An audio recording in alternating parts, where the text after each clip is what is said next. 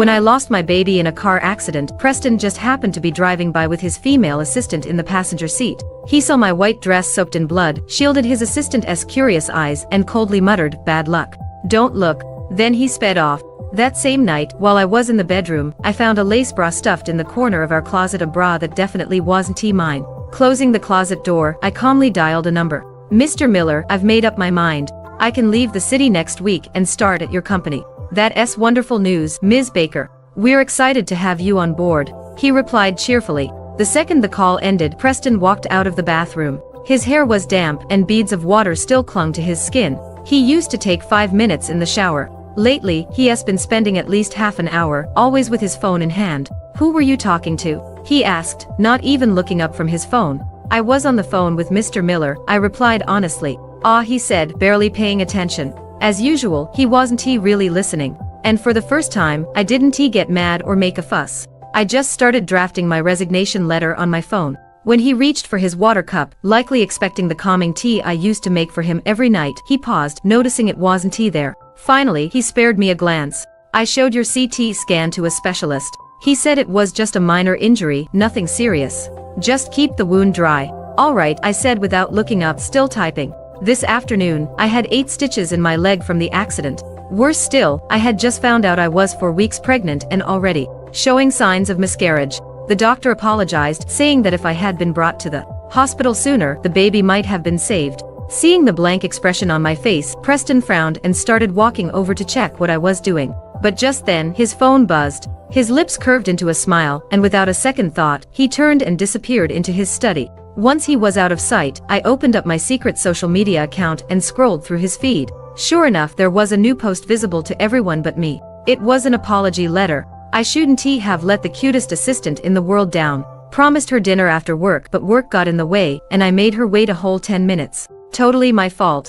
I'll do better from now on, be a good boss." I liked the post and, in the same breath, received a notification from Mr. Miller, the contract. I clicked the link and signed the document without hesitation. The next morning, Preston woke up early and brought back bagels and pastries from a well-known restaurant. Just as I was about to open the bag with chocolate croissants, he slapped my hand away. "You like peanut butter bagels, right? I got one just for you." I froze for a second before realizing the chocolate croissants weren't for me. They were for his assistant, for Penelope Hepburn. I couldn't hold back anymore. "We've been together for 7 years. And you still don't know I'm allergic to peanuts." His expression darkened and he stood abruptly, snapping, "Stop making a fuss. Eat or don't. I don't care." As he prepared to leave, I walked into the bedroom and came back with a bag. "When you see Penelope later, do me a favor and return this to her." His brows knitted together before taking the bag. When he peeked inside and saw the lace bra, a look of surprise flashed in his eyes. He opened his mouth like he was about to explain something, but when he saw my calm, indifferent face, he only said, "I'll tell her to stop being so careless." "Yeah," I replied with a quiet tone. Sensing my low mood, Preston offered, "I can give you a ride to work today." 7 years together, and not once had he driven me to work, no matter how bad the weather was. He always kept work and personal life separate. But Penelope, on her first day at work as his assistant, she was already getting chauffeured by my partner. As I pondered the difference between how Preston treated his assistant and his own partner, I accidentally knocked my fork to the floor. My fingers trembled as I bent down to pick it up. When I straightened, I saw Preston standing at the entrance, already ready to leave. Without looking back, he tossed over his shoulder, "Something urgent came up at the office. I'll give you a ride next time," he said before hurrying out the door. Half an hour later, I limped into my cubicle to work. For some reason, my colleagues looked at me with a mix of sympathy and concern. Later, while filling my mug with water in the break room, I overheard 2 colleagues whispering to each other, "So it's true Mr. Sloan really ditched Olivia for that his female assistant?" One asked, "Oha, you should have seen it this morning. Penelope came in with a little stain on her dress, and Mr. Sloan picked her up in front of everyone in the meeting room," the other replied. My hand slipped and the mug shattered on the floor, silencing their gossip. I crouched down to gather the pieces, carefully tossing them into the trash can without saying anything. I ended up working late. It was past 10 o'clock when, suddenly, I felt a weight on my shoulders. "Olivia," Preston muttered, draping a coat on my shoulders, "why didn't you respond to my messages?" I didn't turn around. Instead, I checked my phone to see a message from him. "What flavor of milkshake do you usually like?" 3 years ago, I asked him for the first milkshake of summer. Back then, he had only looked at me with disdain and said, "Milkshake? You want me to order a milkshake for you? Olivia, you're almost 30. Don't make me sick with this childish crap." But behind me, there he was, bringing me a milkshake. I focused my eyes on the computer screen before me, ignoring the sweet beverage. I could sense his facial expression shifting as he spoke again. "You used to beg me for this," he said, sounding confused. "It's past 10. If I drink it now, I won't be able to sleep," I said dismissively. There was a brief silence. Then, in a cold voice, he muttered, "I'm going to the bathroom. Let us go home together after." Barely 30 seconds later, his phone lit up on my desk. I glanced to see that it was a message from Penelope. "You silly. Who sends dozens of milkshakes all at once? You're not trying to turn me into a little piggy, are you?" Shivering here, I shifted my eyes back to the computer screen nonchalantly and organized the files on my desk. We got home a little after 11. As soon as I stepped out of the car, I headed straight into the bedroom and started packing my things. When Preston walked in, freshly showered, he noticed my vanity looking emptier than usual. He frowned, but didn't he seem to mind it. "Hey, I'm going on a business trip to Paris next month. If you want anything, just make a list and I'll get it for you." I didn't even hesitate. "Nah, I don't want anything. Thanks anyway. After all, I was leaving in a few days. What was the point?" Suddenly, he threw his towel onto the bed, his eyes cold as he stared at me. "So what? You're upset because I bought you the wrong breakfast? Is that what this is about?" I opened my mouth to explain I wasn't angry, but he let out a scoff before I could speak. "You know I can't stand women being dramatic.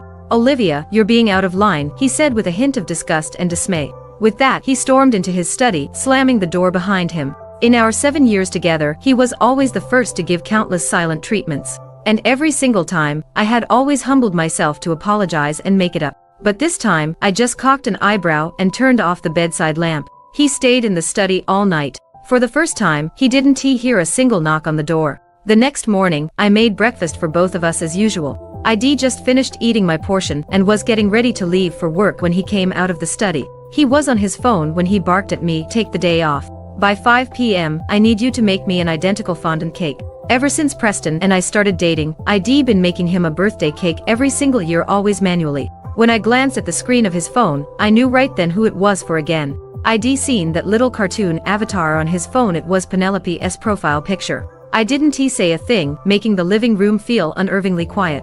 But Preston was completely unaware of how unreasonable his request had been. He looked at me, waiting for a yes. Eventually, I just nodded, keeping my expression neutral. "Send me the picture," I said, standing up. "I'll head out now to buy the ingredients." I thought back to that dinner 7 years ago. If Preston hadn't been there, I wouldn't have made it out of my first job unscathed. I glanced at him one last time, thinking, once I finish this cake, I'll finally be done with him. I headed for the door, feeling the heaviness in my steps. Before I could reach the doorway, Preston's voice, surprised, cut through the silence behind me. "Olivia," he started, his voice unsure. I didn't bother turning around. "Anything else?" I asked, my tone flat. There was a pause before he spoke again. "I'll Venmo you for the ingredients." I continued on my tracks without a word. When I stepped into the elevator, I pulled out my phone. Opening up our chat history, I stared at the numbers. 5,363. That's how many messages I sent him. He replied to only 25. It was draining to care, so I could only smirk. Upstairs, in the living room, Preston's phone would buzz with the notification of the $100 transfer being rejected. I could imagine his hand clenched around the phone as he read the alert.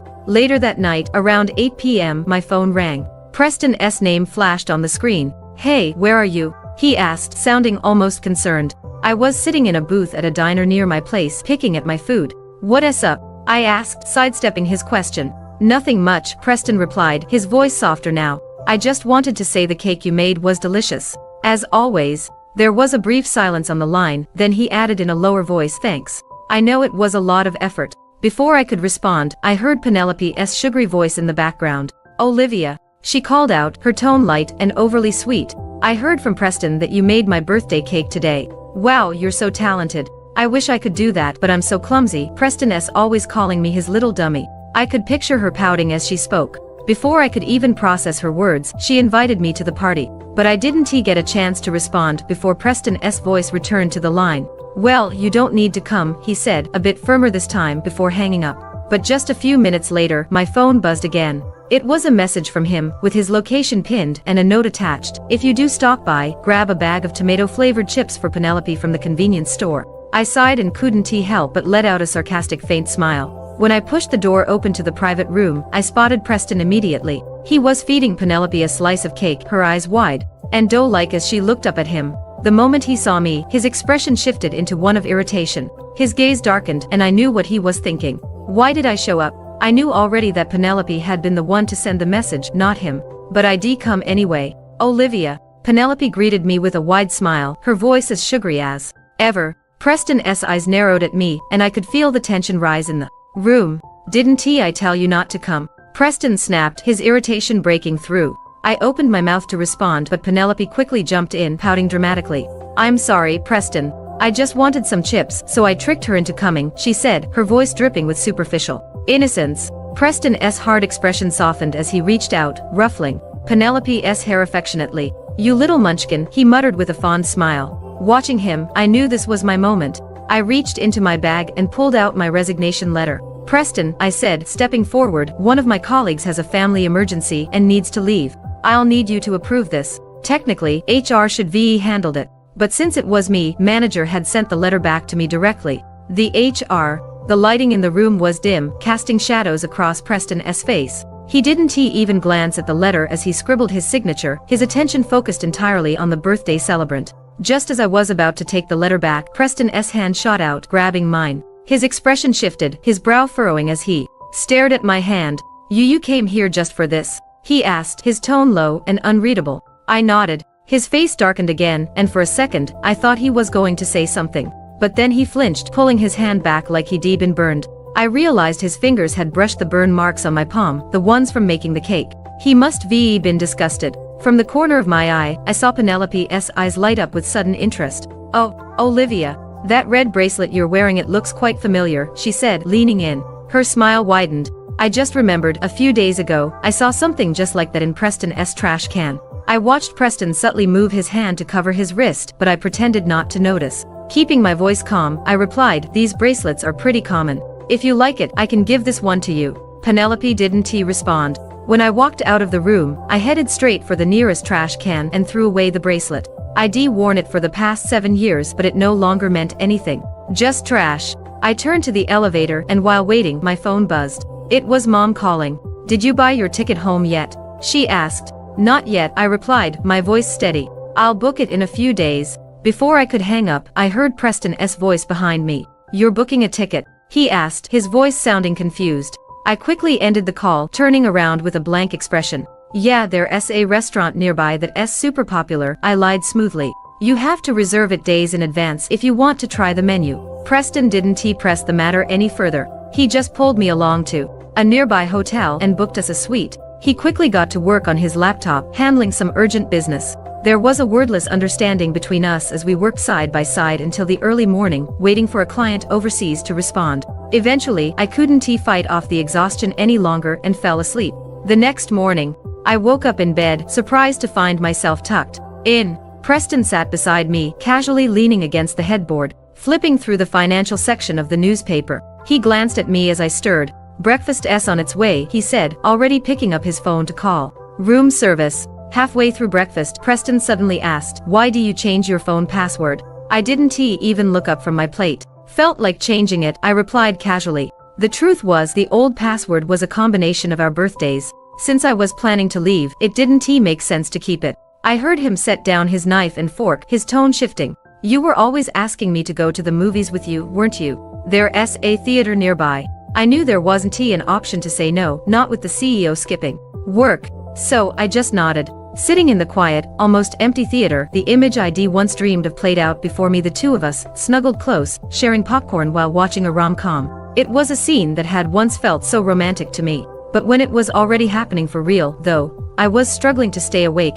yawning every few minutes. Preston must have noticed. This is the movie you picked, he said. You don't like it. It's fine. It's good, I said, not even bothering to fake enthusiasm. He pressed his lips into a thin line, clearly not convinced. Just as he was about to say something, his phone buzzed. Without a word to me, he stood up and walked out of the theater. The movie ended, and Preston still hadn't returned. Annoyed, I was about to call him when I heard a familiar, sickly sweet voice from a distance. Oh, Preston, you're so amazing, Penelope squealed. I turned and saw her practically bouncing up and down, clutching a massive stuffed toy as she leaped into Preston's arms, planting a kiss on his cheek. He held her by the legs, laughing softly, but the moment his eyes landed on me, his smile vanished. Olivia. I didn't know you were here too, Penelope exclaimed, wide-eyed and pretending to be innocent. A few seconds later, she gasped dramatically, covering her mouth. Oh no, don't get the wrong idea. I just got a little excited, that's all. Preston lightly tapped her on the nose, his tone playful. What are you apologizing for? He said, then turned to me, acting as if nothing was wrong. The movie's already over. Before I could respond, the shrill sound of a fire alarm rang through the mall. In an instant, panic spread as people rushed toward the exits. In the chaos, Preston immediately grabbed Penelope's hand, shielding her as they ran toward the emergency exit. 5 minutes later, the alarm was cleared. It had been a false alarm. Preston returned to where we had been standing, looking around. His eyes scanned the area, but I was nowhere in sight. 2 hours later, I was at the train station, my suitcase in hand, waiting for my departure. My phone kept buzzing non-stop. Preston's name flashed on the screen again and again. But I didn't bother answering. Instead, I set my phone to silent. Right before boarding the train, I sent him one final message, "We're done." As soon as it was sent, I pulled out my SIM card and tossed it in the nearest trash can. It was nearly midnight when I arrived at the station in my hometown. As I stepped off the train, I saw Dad waiting for me. He smiled the moment he saw me and led me to the car. Sitting in the passenger seat, I noticed a large bag of my favorite snacks and yogurt waiting for me. Before starting the car, Dad chuckled softly, grabbing one of the yogurts and poking a straw through the lid, handing it to me. "Here, drink this," he said warmly. As I took it from him, I noticed the gray hairs at his temples and something inside me broke. Without warning, I burst into tears, sobbing uncontrollably. "Dad, I'm home for good this time," I choked out between sobs. "I'm never leaving again. I'm going to stay here with you and Mom. Forever." Dad chuckled again, this time a little more tenderly. "You silly girl. Whether you stay or not, you'll always be our precious Olive." He could tell I wasn't in the best place, but he didn't ask me to explain. He just drove, respecting my silence. When we got home, I showered and ate a simple dinner my parents had prepared. By 10 p.m., I was lying in bed, staring at my phone. I opened my music app, hoping to find something relaxing to help me sleep. That's when I noticed several unread private messages. They were from Ava, one of my closest colleagues. She seemed shocked by my sudden resignation. Her message was full of concern, asking if everything was okay and if there was anything she could do to help. Just as I was trying to figure out how to reply, another message from her came in a video file this time. It came with a note. "Olivia, this video's blowing up in the company group chat. It's about Penelope and Preston." I hesitated for a moment, but curiosity got the better of me. I clicked on the video and it showed a security footage. The setting was familiar. It was clearly from a surveillance camera in the company's conference room. There were only 3 people present, Preston, Penelope, and the head of HR. Although sounds were not recorded, I instantly recognized the document in Preston's hand. It was the resignation letter I had submitted. In the video, the HR manager looked shaken, his expression bordering on tears as he tried to explain something. I could see his fingers trembling. Preston, however, didn't even spare the poor HR manager a glance, his cold gaze fixed on my letter. At exactly 3 minutes and 40 seconds into the video, Preston, who had been sitting motionless the entire time, lazily waved a hand. The HR manager, as if granted a reprieve, practically fled the room with his head down. Penelope's face was contorted into a mix of discomfort and forced sweetness while she stood behind Preston. She mustered a smile and tentatively reached out to place her hand on his shoulder. But before she could touch him, his sudden movement sent a cup of coffee flying off the table. It crashed to the floor, narrowly missing Penelope, who jumped back, startled. The liquid splattered onto Preston's suit and face. I imagined it was hot, but he didn't even flinch. He stood up, acting as though nothing had happened. I even noticed a faint, unsettling smile playing on his lips as he paced around the room. I could sense the tension was brewing. Preston's phone buzzed then, and whatever message he received made him stop in his tracks. His entire demeanor shifted, his eyes lighting up with an emotion I couldn't place. Was it excitement or relief? The message seemed long as he stood frozen for several minutes reading it. When he finally finished, the coldness returned to his face as he lowered the phone. Just as Penelope moved to embrace him from behind, Preston erupted in fury. Without warning, he hurled his phone directly at the meeting room's large electronic screen. The impact was instant. Sparks flew as the screen shattered. Penelope gasped. She stumbled backward and twisted her ankle in her panic. Then, she fell awkwardly on the floor. She began to cry, her face a mix of fear and confusion.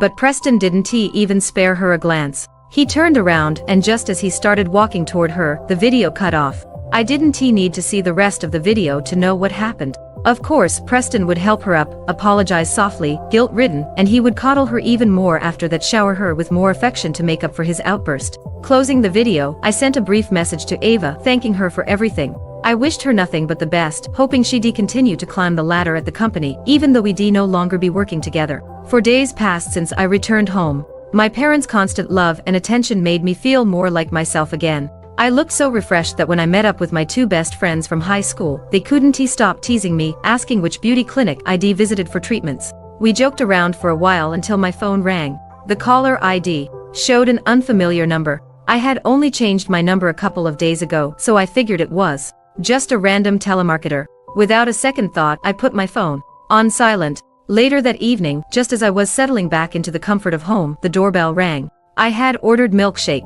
It was probably the delivery driver, so I didn't think much of it and casually opened the door. Wow, that was fast, I began, but my words died in my throat as soon as I saw who was standing there. Preston. The smile suddenly vanished from my face and my stomach sank. I had no idea how he'd found my parents' address, but I knew one thing for certain: I didn't want to see him ever again. He must sense my intention to slam the door, so Preston's blue eyes narrowed. Before I could react, he shoved his hand into the doorframe, risking injury as he wedged his fingers between the door and the frame, preventing me from closing it. "Olivia," he rasped, his voice hoarse and heavy, "why didn't you pick up my calls?" My mind was a mess, racing with thoughts, but my voice came out steady, each word sharp and deliberate. "We broke up, Preston. What would you expect?" At the mention of a breakup, Preston's expression twisted into something almost amused, like he'd just heard the punchline to an unbelievable joke. His grip on the doorframe tightened, and I could see his knuckles turn pale. "Broke up," he repeated, his laugh cold and mocking. "When did we break up, Olivia? I don't remember that happening." My first thought was that the message I sent Preston hadn't gone through, but that didn't make sense. The idea was absurd. Even if by some miracle the message failed to send, well, he was smart. He would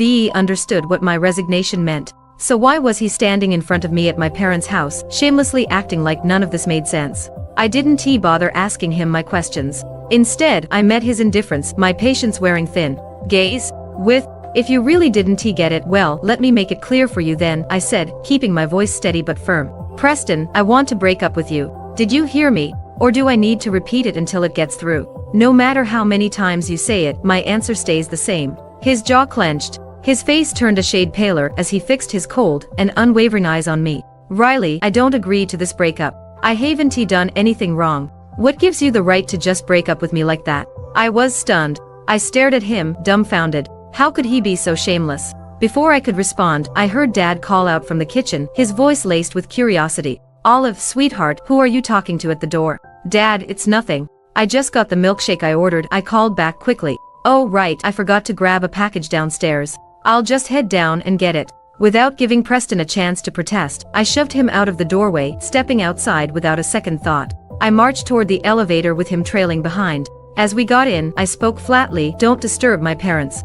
If you want to talk, we'll do it outside." 10 minutes later, we were sitting across from each other in the corner of a nearby cafe. Preston spoke first, breaking the silence. "You cut your hair." I didn't respond, keeping my face blank. For the first time, the usually composed and aloof Preston sounded like he was trying to be nice. "It looks good on you," he added, his voice soft, almost complimentary. "It suits you." He always preferred women with long, flowing hair. For 7 years, I had kept my hair long, even though I hated how hot and heavy it felt just to match his tastes. And during all that time, he never once followed through on the casual promise he'd made to braid it for me like I had asked. The waiter came over with the menu. But before I could even look at it, Preston had already ordered dinner for both of us as if we were still a couple. "You've lost weight," he remarked as he handed back the menus. "Eat something first. When we go home tomorrow, I'll take you to a proper restaurant. You'll feel better." I let out a quiet, sarcastic laugh.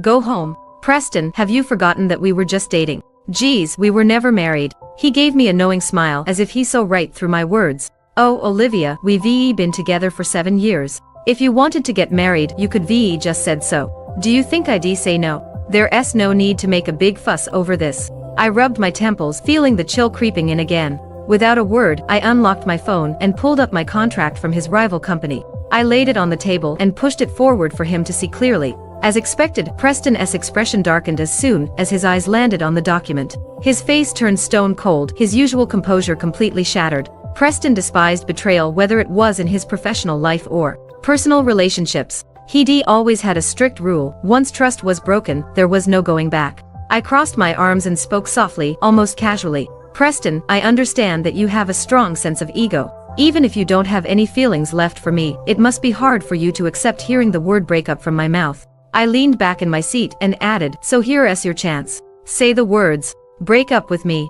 Don't worry. If anyone asks, I'll tell them that you were the one who dumped me. That one tea hurt your ego, right? Now, come on, say it. Say we're done. Time was dragging on, and I was done waiting for Preston to speak. I felt like I was wasting my life again. As I turned to leave, I noticed his frustrated face shift to a look of panic. After 7 years together, it was the first time he sounded apologetic. Olivia, hold on, he said, desperation creeping into his voice. I know I've been too caught up with work that I have neglected you. I get why you did something so crazy. It's fine. I don't blame you. It's just a little punishment, right? Just promise me you'll come back with me tomorrow morning, and we can act like none of this happened. I really miss your cooking, you know. The moment he brought up my cooking, memories flooded in. Just 2 months ago, on a crazy workday, Preston texted me out of nowhere, asking for a steak burrito bowl. I remember that day well. I was having period cramps, but pushed myself to bike through the blazing sun to the nearest market. I grabbed the freshest ingredients I could find in the supermarket, my face pale by the time I got home. I was racing against the clock, trying to whip up a decent lunch before noon break. When I finally made it to the CEO's office on the top floor, drenched in sweat and shaky, I ran into Preston and Penelope as they were stepping out. Penelope's face lit up when she saw the bag of food in my hand. She ran to me and suddenly snatched it from me.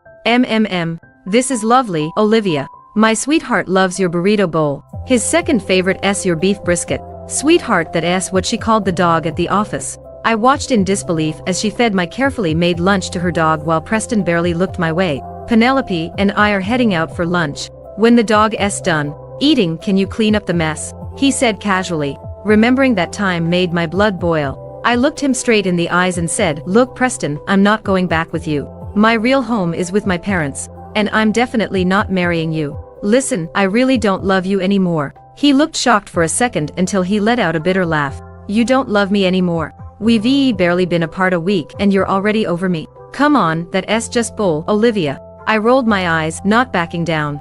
Gosh, the real joke is you, Preston. You so over me that I feel like I don't even matter anymore. It's obvious you all about Penelope now. You giving her everything while I'm just here by myself. Why can't you just admit you've cheated on me with her? You're just fooling yourself, playing both sides and ruining my life again. I'm so sick of your games. After all those years together, he'd grown used to my unconditional love for him. Now, faced with my unwavering stance, his face went from red to pale, like a balloon losing air. Finally, after all the food had arrived and gone cold, Preston spoke up, his voice shaky. Oh, Olivia, I didn't cheat on you. Never. I think you misunderstood how I treated Penelope. Listen, there's something I never told you. He paused and blinked. I had a sister, but she passed away. Penny, that's her name.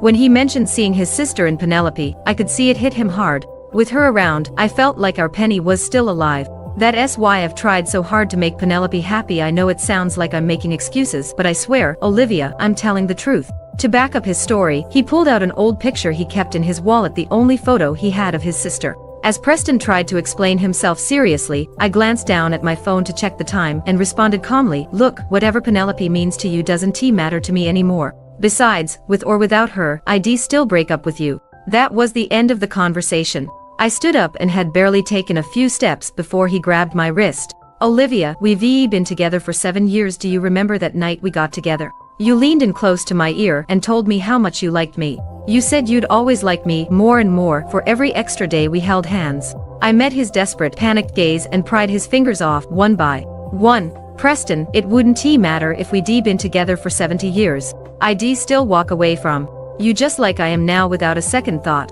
Just an advice, don't take those sweet nothings women say seriously. As soon as I said that, his hand, which had been trying to hold onto me, finally dropped to his side. There was pain in his eyes, but he forced a bitter smile. Don't worry, you're not as important as you think you are. With that, he pulled out his phone and bought the earliest flight ticket, leaving the restaurant before I could say another word. Watching him walk away, I felt a weight lift from my chest. By Monday, I started my new job and dove into a fresh chapter of my life.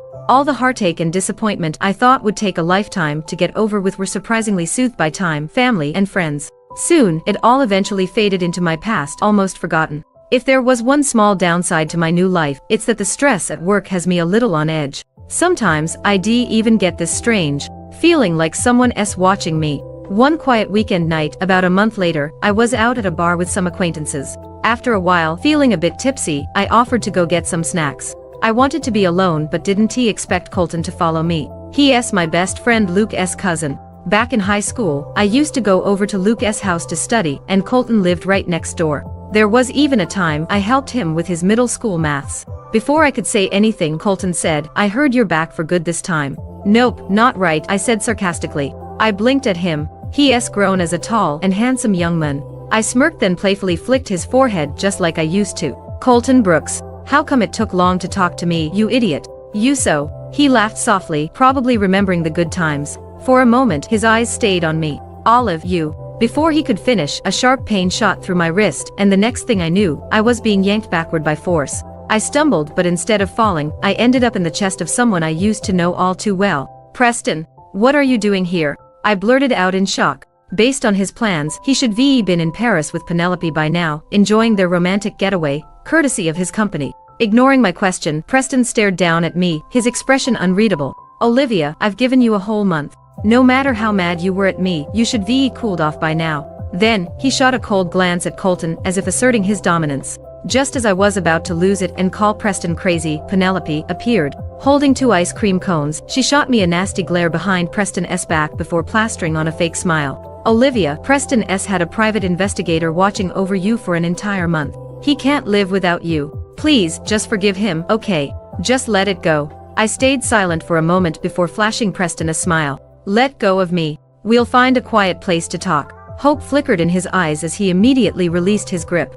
But in the next second, I did something no one expected. I grabbed one of the ice cream cones and smashed it right into Penelope's shameless face. "Ah, bitch." Her scream was so loud it turned heads, and people nearby started laughing when they saw her with ice cream smeared all over her hair and face. But I wasn't done yet. Brushing off the sticky mess from my hands, I grabbed her hair before she could retreat into Preston's arms for comfort. "Penelope, your eyes twitching earlier, right? And who were you rolling them at, huh?" Without giving her a chance to respond, I slapped her across the face once, twice, 5 or 6 times until her cheeks were red and her nose started to bleed. Her cries, once fake, were now heartbreakingly real. Disgusted, I shoved her toward Preston, who just stood there. Surprisingly, he didn't catch her. In fact, when she crawled toward him, about to touch his pants, he took a step back, frowning. Penelope was dumbstruck, her tear-filled eyes wide with disbelief. But Preston ignored her, walking straight toward me, his eyes full of sincerity. "Olivia, I've already told her we're done. I've only ever seen her as a sister. Those moments you got upset about, they won't happen again. I promise." As he reached out, intending to pull me into a hug, Colton stepped in, pulling me behind him protectively. His eyes narrowed at Preston. "Dude, unless Olivia says so, don't touch." Before he could finish his sentence, Preston's face darkened, and without a word, he threw a punch at Colton. "It's none of fucking your business, you asshole." Preston snapped. Colton took the hit, his jaw clenching as a vein popped on his forehead. But he didn't fight back, probably to avoid hitting me by accident. I, on the other hand, wasn't about to stand by. I faced Preston and hit his face with my palm. "There. See now, Preston. Gosh, you're sick. You should get a psych instead of making a fool of yourself here." The slap wasn't even that hard, but Preston just stood there, frozen like a statue. How do you just move on from 7 years of love? I mean, even possible. Did I never really love him? Is that couldn't be right? Everyone who ever saw us friends, colleagues, even our childhood buddies used to say, "Whoa, Olivia's really head over heels for Preston." And Preston believed it too. Deep down, he was so sure I'd stick by his side as long as he didn't bring up breaking up. He used to be so damn confident. Bet the slap shattered that confidence. In a daze, I turned to Colton, gently asking if his face was okay. I caught him out of the corner of my eye, squeezing my hand softly, asking if my palm hurt. Preston's fists clenched tight, his eyes bloodshot with anger. He snapped, yelling, "Olivia, I'm the one you've loved for 7 years. How could you do this to me for some stranger?" His outburst actually made me laugh. I couldn't help it. "Preston, how many times do I have to say it? I don't want you anymore. I don't love you anymore. Plain and simple." I grabbed Colton's hand, ready to walk away. And when I saw it, Preston's tears, they were falling uncontrollably. Olivia. He screamed my name like his heart was being ripped apart. His grip on my wrist was soft, so soft, like I was still something precious to him. How pathetic. I looked at him and we locked eyes. I had never seen him look so broken, so lost. In a voice that was barely a whisper, he said, "I'm sorry. I shouldn't have hit your friend. I'm sorry. You can hit me, yell at me, whatever you want. I didn't mean to hurt you. I just wanted you to know I don't love Penelope." At that moment Penelope, her face swollen and tear-streaked, crawled over to him, trying to cry out. But Preston didn't even flinch. He shoved her face into the ground and kicked her away like she was a trash. "Olivia, I'll fire her. Right now. Or I'll make her disappear, whatever you want, okay? I promise I'll never hire another female assistant again. I sighed, cutting him off. "You don't need to say any of this, Preston, cause I don't care." He froze, then shook his head slowly, his voice shaking. "Olivia, you care about me. I know you do. You're just disappointed. But I get it now. I know what I did wrong. Please just give me one more chance. I'll be better. I swear." "Preston," I said while staring into his eyes, "for the last time, we're done." With that, I walked back to the table with Colton, like nothing had happened. The music played on, and life continued. 2 months later, late at night, my phone rang with a call from an unknown number. It was Preston, drunk, slurring his words, skipping any sort of greeting. "Did we have a kid together?" I could tell he was wasted from the heavy breath between his words. There was static on the line too, like he was somewhere far, maybe out in the cold. He must have found the hospital records I didn't bother to take with me. It wasn't a secret worth keeping, so I didn't hesitate. I even laughed a little, congratulating him. "Losing the baby was for the best, Preston. You've never been much for commitment, right?" The other end went silent. For a moment, all I could hear was the buzzing of the line until the sound cut out. He hung up without another word. No protests, no anger, nothing. By the end of the year, I heard from a former colleague that Preston had gotten into a drunk driving accident. He was in a coma, brain dead, and yet his elite family kept him on life support, clinging to the slightest chance he might wake up. "Olive, what's up? My sister sent you some wild story again." Colton's voice snapped me back as he returned from the bathroom, noticing my blank stare at my phone. I shook off the thoughts, forcing a smile. "Nah, just thinking. Oh, and let us not come back to this place, it's overpriced, and the food isn't even that great. Next time, let us just do cheese fondue." He chuckled, grabbing my cold hand, kissing my fingers like he always did. "Whatever you want." As we stepped outside, the first snow of the year started to fall. Worried I might be cold, Colton draped his coat over my shoulders, the fabric still warm from his body. Chapter 10. Under the soft glow of the street lamp, he stood with a bouquet of flowers, cheeks flushed pink from both the cold and a hint of nervousness. His red nose gave him away, and I couldn't help but smile. "They say if you confess during the first snowfall," he began, his voice a little shaky, "you'll be together forever." I didn't believe in forever, but I took the flowers anyway, stepping into his arms. His warmth, the way his heartbeat slowed against mine, it all felt enough. Happiness doesn't have to last forever to matter. In that fleeting moment, wrapped in his coat, I let myself enjoy it. Maybe that's all I've ever needed, a bit of joy to carry me through the cold.